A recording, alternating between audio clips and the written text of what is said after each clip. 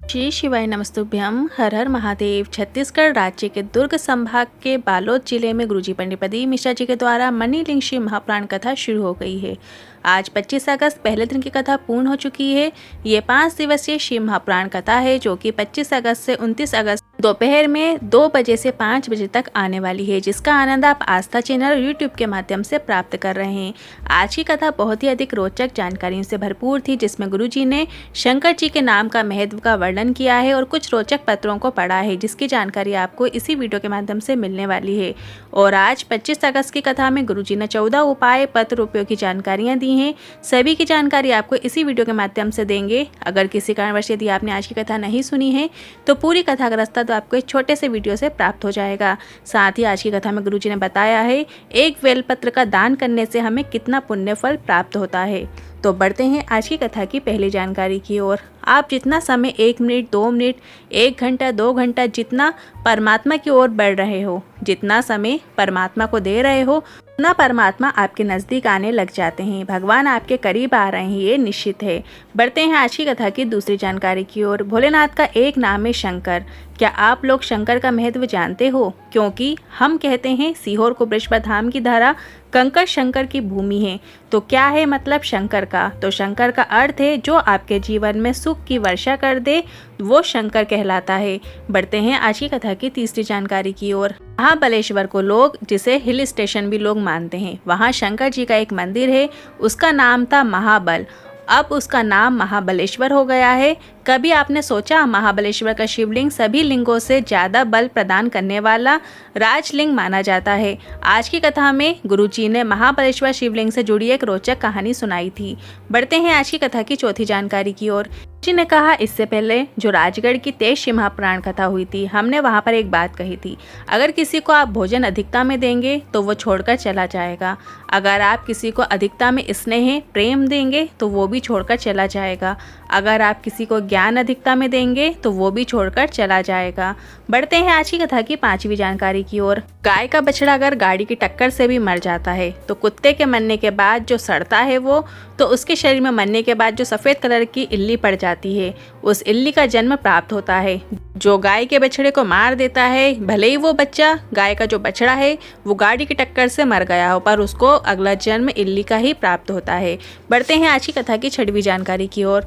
रायपुर छत्तीसगढ़ की निवासी हूँ। एक पत्र आया जिसमें लिखा था 2 माह पहले मेरी पुत्री की आंख में दर्द हुआ था और उसकी आंख कुछ समय से तिरछी हो गई और उसे एक आंख से दिखाई देना बंद हो गया। उसे डॉक्टर के पास लेकर गए। डॉक्टर ने कई प्रकार की जांचें बताईं और जांच से बताया कि उसकी आंख में कैंसर हो गया है, जिसका इलाज तुरंत शुरू करना होगा। दूसरे डॉक्टरों को दिखाया पर सबने एक ही बात बताई कि आंख का कैंसर हो गया है, इसका इलाज तुरंत शुरू करना होगा। दूसरे डॉक्टर को दिखाया पर सबने एक ही बात बताई कि आंख का कैंसर हो गया है। कोई कहीं ले जाने को बोलता, कोई कहीं ले जाने को बोलता। 4 साल पहले बेटी के पिताजी भी शांत हो गए थे, तो कैसे क्या करेंगे कुछ समझ नहीं आ रहा था। सभी के कहने पर हमने उसे हैदराबाद लेकर गए और डॉक्टर ने 15 दिन के अंदर ऑपरेशन की बोल दिया। इसके बाद बेटी को घर लेकर आ गए और किसी के कहने पर उसे सीहोर लेकर चले गए और कंकर शंकर लेकर आ गए और रुद्राक्ष लेकर आ गए और रुद्राक्ष का जल शिवलिंग पर हम चढ़ाते और उस बेटी को थोड़ा सा जल पिला देते और थोड़ा सा जल उसकी आंखों में डाल देते। इसके बाद आंखों में थोड़ी थोड़ी रोशनी आना शुरू हो गई और आंख भी धीरे धीरे सही होना शुरू हो गई। तिरछी आंख भी सीधी हो गई। इसके बाद हैदराबाद लेकर आए तो डॉक्टर ने कहा ना इसको कैंसर है और ना ही ट्यूमर है। बच्ची पूरी तरीके से स्वस्थ हो गई है। उसी का आभार व्यक्त करने कथा पंडाल में आई हूँ। बढ़ते हैं आज की कथा की 7वीं जानकारी की ओर। सत्यभामा जी रायपुर से छत्तीसगढ़ से पत्र लेकर आई। मेरा बेटा 2019 में पढ़ाई पूरी करके सरकारी नौकरी की तैयारी कर रहा था, पर नौकरी के योग नहीं लग पा रहे थे। बहुत एग्ज़ाम दिए पर कहीं कुछ नहीं हुआ। मैंने अपने बेटे से कहा लोग शिव मंदिर जाते हैं, जल चढ़ाते हैं, तू भी मंदिर जाना शुरू कर।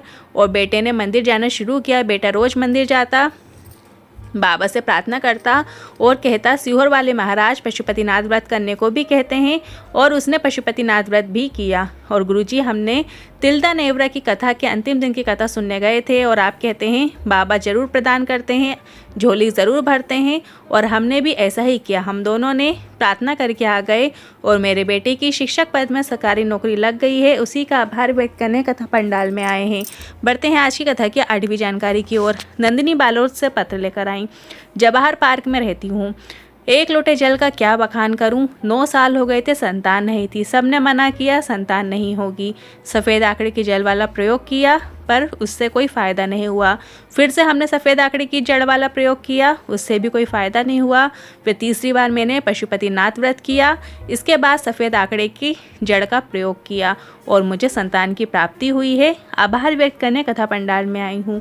बढ़ते हैं आज की कथा की 9वीं जानकारी की ओर। गुरुजी ने कहा, आप सभी से निवेदन है, आप जहाँ भी रहो, आपके पास जो भी शिवालय हो, जब शिवरात्रि आए, हर महीने शिवरात्रि आती है, 12 महीने शिवरात्रि आती है, उस दिन शिवालय जरूर जाइए, शिव जी के दर्शन जरूर कीजिए और अपने जीवन को कृतार्थ कीजिए। बढ़ते हैं आज की कथा की 10वीं जानकारी की ओर। पूर्व जन्म में जिसने 1000 गौ माता का दान दिया होता है, तब हमारे घर में एक बेलपत्री का वृक्ष लगा होता है और जो घर में लगे हुए बेलपत्री के वृक्ष को काट देता है, 1000 गौ हत्या का पाप भी उसे लग जाता है। बढ़ते हैं आज की कथा की 11वीं जानकारी की ओर। गीता प्रेस गोरखपुर में लिखा है, स्कंद पुराण में लिखा हुआ है, एक बेलपत्री कोई देवादेव को समर्पित कर देता है या एक बेलपत्री कोई दुखी व्यक्ति को दान कर देता है तो शिव महापुराण की कथा कहती है, आधे किलो सोने का सिंहासन पर शालिग्राम भगवान पर सोने का श्रृंगार का जो फल मिलता है, वो मात्र एक बेलपत्र दान करने से वो फल मिल जाता है। बढ़ते हैं आज की कथा की 12वीं जानकारी की ओर। गुरुजी ने कहा, 2 चीज़ें ज़मीन पर बैठकर करना चाहिए, पहला भोजन, दूसरा भजन। ज़मीन पे बैठकर ही हमें भोजन करना चाहिए और जो भजन है वो भी ज़मीन पे बैठकर ही करना चाहिए। इससे क्या लाभ होता है, जिनको शुगर है उन्हें ज़मीन पे बैठकर भोजन करना चाहिए। आसन लगाकर ज़मीन में बैठकर भोजन करेंगे तो उनकी शुगर भी लेवल पे आना शुरू हो जाएगी। इसके साथ ही गुरुजी ने 3 दिन करने वाला एक विशेष उपाय बताया है। गुरुजी ने कहा है, आपको भोजन करने के पहले और भोजन करने के बाद शिव पर चढ़ी हुई एक बेलपत्र का आचमन करना है। आपको ये प्रयोग 3 दिन करके देखना है और 3 दिन बाद आप टेस्ट कराइएगा, आपको उचित रिजल्ट देखने को मिलेगा। बढ़ते हैं आज की कथा की 13वीं जानकारी की ओर। आज की कथा में गुरुजी ने एक विशेष उपाय की जानकारी देते हुए बताया, आपको 7 दूर्वा लेना है। ऐसी दूर्वा लीजिए जिसके नीचे सफ़ेद सा या पीला सा भाग हो जाता है, मतलब नीचे साइड की जो दूर्वा होती है वो थोड़ी सी पीली पड़ जाती है, सफ़ेद पड़ जाती है। ऐसी 7 दूर्वा लेकर आपको शिवलिंग में माता अशोक सुंदरी का जहाँ स्थान होता है, जो बीच में मोटी लाइन होती है, माता अशोक सुंदरी का स्थान है, वहाँ पर आपको वो 7 दूर्वा अर्पित कर देना है। और अर्पित करते समय आपको कुंदकेश्वर महादेव का नाम लेना है और कुंदकेश्वर महादेव के नाम से ही वो 7 दूर्वा आपको प्राप्त कर लेना है और घर ले आना है और कोई गीले कपड़े में आपको उन दूर्वा को दबा के रख देना है और रोज़ सुबह 7 दिन तक उसे चबा चबा के खा लेना है। बस आपको इतना ही करना है। ये उपाय आप किसी भी सोमवार को कर सकते हैं। ये उपाय आप जिस दिन सोमवार को आप ये उपाय करेंगे उस दिन से भी आचमन करना शुरू कर सकते हैं या आप अगले दिन मंगलवार से भी खाली पेट आपको आचमन करना शुरू कर देना है। शरीर में कमर में दर्द है, पीठ में कंधे के आसपास दर्द है या फिर जहाँ भी आपको दर्द है, आपको उसमें लाभ ज़रूर देखने को मिलेगा। बढ़ते हैं आज की कथा की 14वीं जानकारी की ओर। मणिलिंग शिव महापुराण कथा जो बालोद में चल रही है, थोड़ा सा उसमें समय का बदलाव हुआ है। जो कल मतलब दूसरे दिन की कथा का समय रहेगा, आस्था चैनल और यूट्यूब पर आपको 1 बजे से 4 बजे तक देखने को मिलेगा, जिसका लाइव प्रसारण 1 बजे से 4 बजे तक रहेगा और बाकी दिनों की जो कथा रहेगी वो वापस तीसरे दिन से 2 बजे से 5 बजे तक का समय रहेगा। आज के इन उपायों से लेकर मन में कोई सवाल या क्वेश्चन है तो आप कमेंट बॉक्स के जरिए पूछ सकते हैं। वीडियो थोड़ा भी उपयोगी लगा हो तो वीडियो को लाइक करके कमेंट बॉक्स में हर हर महादेव ज़रूर टाइप कीजिएगा। श्री शिवाय नमस्तुभ्यम।